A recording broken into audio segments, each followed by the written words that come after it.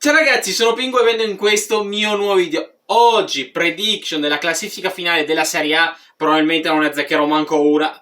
Però calma, perché quest'anno secondo me ci sarà molto ma molto da discutere a fine anno della classifica appunto finale, perché secondo me ci potrebbero essere dei colpi di scena clamorosi. Ma prima di iniziare vi ricordo like, commenti, iscrizioni, se non fate un cercare di picchio, dove cavolo è? Con il telecomando, eccolo qua, non lo trovavo, era seppellito sotto al tutto, ma quindi mi minaccia ancora di più, perché più dell'85% vuole guardare i miei video per non iscritto al mio canale. Non ce la faccio, non ce la faccio, quindi dovete iscrivervi, se no finisce male. Quando vedete questo video io sarò già in vacanza, mancherà probabilmente 1 o 2 giorni all'inizio del campionato, non lo so, però calma. Partiamo. Allora, al 20° posto, a malincuore, secondo me, appunto, quindi ultima di questo campionato sarà l'Empoli. L'altro anno si è salvato all'ultimo secondo, ha perso un paio di giocatori. Secondo me, purtroppo, a malincuore, l'Empoli sarà proprio la prima squadra a scendere in Serie B. Occhio che molto probabilmente arriverà in zona Champions. Calma. Al 19° posto io ho messo il Verona. E tu direi, ma come? L'altro anno, nonostante che abbia venduto tutti con i magazzinieri, che ormai è diventato un meme del mio canale, si è salvato in malo modo? Sì, però secondo me il Verona quest'anno a malincuore, veramente anche il Verona mi sta simpatico come l'Empoli, secondo me andrà giù perché non la vedo che possa contrastare certe squadre che si possono rinforzare di più, che possono appunto lottare per la salvezza. Occhio, anche il Verona, zona Europa League minimo. Ma dettagli. Al 18° posto io ci metto una delle prime neopromosse, cioè il Venezia. Una bella squadra con ottimi giocatori molto buoni e soprattutto dei talenti molto strani, perché sono esotici, ad esempio Pionpalo, che lo conosciamo tutti, che in Serie B ha fatto il devasto e secondo me potrà fare bene anche in Serie A, ma secondo me non basterà e a malincuore appunto il Venezia sarà la terza squadra a retrocedere in Serie B. Occhio che molto probabilmente vincerà la Serie A. Calma. Al 17° posto, cioè la prima squadra che si salverà, io ho messo il Genoa. E tu mi dirai, ma come il Genoa? Una bellissima squadra e tutto? Sì. Primo ha perso il portiere, che comunque non è una cosa banale. Anche il cane conferma. Potrebbe perdere altri 2 giocatori, come esempio Gudmundsson e Vasquez, perché si parlano di acquisti in Serie A sia da parte dell'Inter ma anche da parte di altre squadre. Se vai a perdere magari ancora una pedina, potrebbe essere un grosso problema. Magari anche un Retegui, che anche lui è ben visto in Serie A, ci sono squadre che ci provano a prenderlo, quindi secondo me riuscirà a salvarsi magari soffrendo, ma alla fine si salverà appunto al 17° posto. Al 16° posto io ho messo un'altra neopromossa che secondo me però non farà così tanto male come l'ho messa, però secondo me, anche se ha buoni giocatori, è difficile che possa ambire a posizioni più alte, però io lo spero per loro, cioè il Parma. Quindi al 16° posto io ho messo appunto il Parma, che ha fatto un'ottima stagione, ha vinto la Serie B, sto dicendo la Serie A, giuro, e secondo me potrebbe dare fastidio a tante big. Occhio, come minimo romperà le scatole all'Inter, perché conoscendo il Parma li mortacci loro. Quindi spero per il Parma che possa fare una bella stagione, però comunque io lo metto al 16° posto. Al 15° posto io metto la squadra che ha creato praticamente la carriera di Pingu quest'anno, è una carriera incredibile, e cioè il magico Cagliari. Secondo me, nonostante che non ci sia più Claudio Ranieri, ma proprio un Nicola che è capace di fare salvezze strane, nella speranza che non venga mandato via o magari fa una partenza schifosa, il Cagliari fino alle ultime 3 giornate sta per retrocedere e proprio torna Nicola e lo salva. È capace, l'ha fatto con la Salernitana, l'ha fatto con l'Empoli, non c'è 2 senza 3. Va bene, dettagli, quindi secondo me arriverà appunto il Cagliari in 15ª posizione. Io spero che possa fare meglio, perché una storia di Pingu appunto con il Cagliari è stata magica. È difficile che possa vincere la Serie A come è successo appunto nella carriera, ma comunque andatevela a recuperare perché è stata clamorosa anche la parte nazionale se ve la siete persa. Però occhio, fatemelo sapere voi nei commenti dove arriverà appunto il Cagliari e non solo, anche tutte le altre squadre. Al 14° posto io ci metto una squadra che lo scorso anno è arrivata in Champions. Secondo voi? L'Inter? No, scherzo. Il Bologna. Ma tu dirai, è matto, sei pazzo, psicopatico. Ha perso l'allenatore, ha perso un difensore e ha perso l'attaccante. Cioè ha perso Thiago Motta, Calafiori e Zirkzee. E in un momento, secondo me, in cui devono trovare qualcuno, e per me al momento non hanno trovato nessuno per sostituirli. Per quanto che italiano come allenatore potrà fare veramente bene, però il Bologna ha bisogno di un difensore, non dico uno magari giovane di prospettiva come è stato Calafiori, magari uno tosto, magari di esperienza, si sta parlando di Hummels, e soprattutto un attaccante. Quindi per me al 14° posto comunque arriverà il Bologna, occhio che fa un'altra stagione pazzesca. Al 13° posto io ci metto una squadra che all'ultimo secondo si è salvata praticamente, e cioè l'Udinese. Allora, l'Udinese per me è una squadra che potrebbe comunque salvarsi senza troppi problemi, anche se magari non ha quei colpi clamorosi, anche se si sta parlando di un ritorno appunto clamoroso di Sanchez. E sapete che un Sanchez così romantico all'Udinese, un ritorno incredibile, mi gasa abbastanza. Quindi occhio, molto probabilmente Sanchez tornerà all'Inter così a caso il prossimo anno, in prestito, così un anno, non mi stupirei. Al 12° posto ci ho messo il Lecce. Allora, il Lecce ha fatto un'ottima stagione l'altro anno, comunque si è comportato molto bene, ha dato fastidio a tante big, e comunque si è salvata senza troppi problemi, quindi secondo me può fare un ottimo cammino anche quest'anno, per quanto magari qualche giocatore potrebbe non esserci più, chi lo sa, dipende ovviamente dal mercato. Quando sto facendo tantissimi colpi di mercato molto probabilmente non verranno ancora fatti o saranno stati fatti quando uscirà questo video. Io vi dico, sto registrando che il 26 di luglio, questo video lo vedrete probabilmente a metà agosto, quindi può succedere di tutto.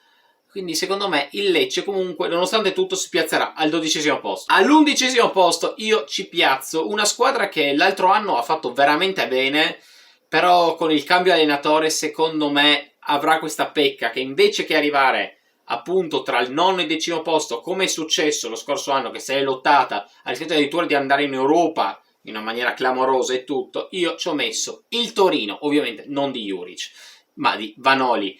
Allora, non lo so perché sono un po' dubbioso, perché questo Torino può farcela perché i giocatori ce li ha, però perde un titolarissimo come Buongiorno, e sostituire un difensore centrale come Buongiorno sarà davvero difficile. Però secondo me, nonostante tutto, farà un ottimo campionato e arriverà appunto all'11° posto. Occhio al sostituto appunto di Buongiorno. Al 10° posto piazzo l'ultima neopromossa, e chi se no il magico Como. Allora, questo Como è una squadra strana perché ha un budget allucinante, può comprare chiunque. Fabregas sta facendo degli acquisti non esotici di più, ha preso Pepe Reina in porta, Varane in difesa. Varane al Como, neanche fosse una carriera calciatore. Ha Belotti in attacco. Occhio questo Como, che per me darà fastidio a chiunque in Serie A. Occhio, retrocede, la quinta giornata è già retrocesso, ma dettagli. Però secondo me questo Como può dare davvero fastidio, e può essere che faccia ancora degli acquisti esotici, quindi calma. Questo Como compra Vardy, veramente. Sarebbe esotico. Prossima che è meglio. Al 9° posto io ci piazzo il Monza. E tu direi, ma come il Monza? Ha perso Di Gregorio, ha perso Colpani, ha perso Mia Zia, ha perso il Mouse. Sì, però sono fiducioso perché il Monza è una squadra che trova e investe sui giovani, li fa crescere. Abbiamo visto comunque con Maldini, con Carboni 1 e Carboni 2, lo stesso appunto Colpani, che non lo conosceva praticamente nessuno. Di Gregorio stesso comunque ha fatto un'ottima stagione appunto al Monza, bisogna vedere cosa farà la Juve. Non lo so, però secondo me il Monza comunque farà un ottimo percorso, e appunto io l'ho messa al 9° posto. Io all'8° posto ci ho piazzato una squadra di Roma, perché secondo me al momento non ha i giocatori per poter competere, perché con la partenza di uno come Ciro Immobile, e quindi avete già capito di chi sto parlando, cioè della Lazio, potrà essere veramente veramente preoccupante a livello offensivo. Già con l'addio di Milinkovic-Savic abbiamo visto quanto ha patito la Lazio quest'anno, e con l'assenza di un bomber, per quanto ok non è più il bomber di una volta, però comunque Immobile il suo l'ha fatto, non penso che Castellanos possa da solo guidare questa squadra, quindi secondo me o comprano un attaccante all'altezza o comunque buono, oppure secondo me appunto arriveranno all'8° posto. Al 7° posto io ci ho messo la Viola, cioè la Fiorentina. Secondo me con degli acquisti forti come appunto Colpani, che è arrivato pochissimi giorni fa all'ufficialità, potrebbe fare un bel upgrade, diciamo, al posto di Buonaventura che andrà via, molto probabilmente andrà in Arabia. Di sicuro avrà bisogno di un attaccante ancora in più, perché Moise Kean secondo me non è l'attaccante titolare o comunque quello che può dare fiducia e può guidare da solo l'attacco appunto alla Fiorentina, però si parla anche di un addio di Milinkovic Savic, scusatemi, di Milenkovic, anche io sono scemo. E non lo so se è già ufficializzato quando uscirà questo video, sicuramente sì, perché si stava parlando di un possibile addio in Premier. E comunque un attaccante, un difensore si può fare, però secondo me, nonostante tutto, arriverà appunto all'8° posto, scusatemi, al 7° posto. Al 6° posto ho messo l'altra squadra di Roma, cioè appunto la Roma. Secondo me i giallorossi, nonostante magari una perdita come potrebbe essere Lukaku, con l'arrivo di Sule, occhio, anche se Abraham e Smalling sono già acciaccati, io sono manco iniziato il campionato, si vede che giocare a Roma ti spacchi, è una roba incredibile. Tra Roma e Milan ti ammazzi in malo modo, non si sa come, anche alla Juventus. Però dettagli, grazie a Dio tifo Inter. Ansie.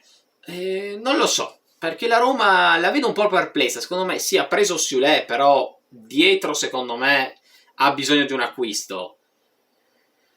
Ha preso Ryan come secondo portiere per fare appunto le veci di Svilar, però secondo me un colpo a centrocampo ancora, o almeno in attacco, uno dei due devono farlo. Però secondo me troverà qualcuno, perché secondo me i Freakings qualcosa tirano fuori, perché sono matti, anche stanno già parlando di uno stadio nuovo, quindi hanno i soldi, e secondo me per questo arriverà clamorosamente al 6° posto. Al 5° posto io ci piazzo una delle due milanesi. Allora, e voi direte, ma come, sei matto? Sì, io piazzo la Milano rossonera. Perché?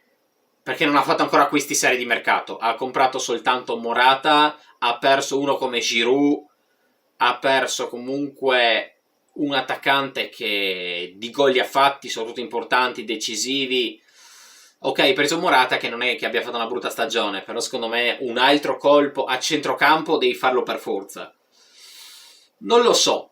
Io se fossi nel Milan proverei a prendere Rabiot a parametro zero, io ve lo dico, perché uno grosso lì a metà campo, invece che andare a prendere uno come Fofana, lo proverei a prendere. Magari non riuscirei a dargli proprio lo stipendio che vuole, tipo 6-7 milioni prendeva la Juve, quindi è difficile. Però uno come Rabiot io al Milan lo vedrei. Però secondo me al momento non vedo che il Milan possa fare più del 5° posto. Dopo sarò il primo a chiedere scusa se arriverà primo, sarebbe clamoroso, ma almeno tra i primi 3 posti chiederò sicuramente scusa. Al 4° posto io ci metto una squadra che l'altro anno ha fatto un super traguardo in Europa, oltre a un super cammino anche in campionato, e sto parlando ovviamente della Dea, quindi dell'Atalanta, che ha vinto l'Europa League. Si giocherà la super sfida contro il Real Madrid. Occhio, perché secondo me l'Atalanta quest'anno, con l'arrivo anche di Zaniolo, potrà fare veramente molto bene in attacco. Gasperini è uno che fa crescere e rinascere gente morta. Abbiamo visto con De Ketelaere che al Milan sembrava veramente questo mouse, quest'anno sembrava Romelu Lukaku. Però va bene, De Ketelaere infatti non ha giocato manco un minuto all'Europeo, giustamente il Belgio è uscito, vi sta bene. Però secondo me anche quest'anno Gasperini potrà fare un ottimo cammino, e spero per la Dea, scusatemi, e per tutti i tifosi bergamaschi che possa fare veramente una grande impresa anche quest'anno. Al 3° posto io ci metto una squadra che l'altro anno se l'è lottata fino all'ultimo secondo in campionato, in realtà ci ha provato perché dopo a gennaio è crollata, e cioè la Juventus. Ma tu mi dirai, ma come? Arriva Thiago Motta, cambia tutto, arrivano 1000 acquisti. Appunto per questo. Cambio allenatore, cambio forse di mezzo modulo, tanti nuovi acquisti, tanta gente che deve abituare al nuovo stile di gioco, nuova pressione, nuova piazza.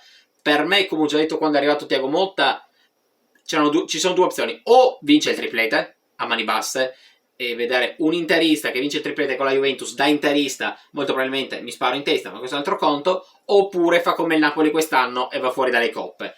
Spero per i tifosi della Juventus ovviamente possa fare bene, possa lottarsela per lo scudetto, anche se ovviamente quando uscirà questo video magari avrà preso altri colpi di mercato, perché per adesso ha venduto, però di acquisti concreti ne ha fatti veramente pochi. E quindi, anche se certi sono interessanti, per esempio Thuram a centrocampo mi piace tantissimo, però la perdita uno come Sule io non l'avrei mandato via. Però si parla anche di Adeyemi, probabilmente sarà già arrivato quando sto facendo questo video.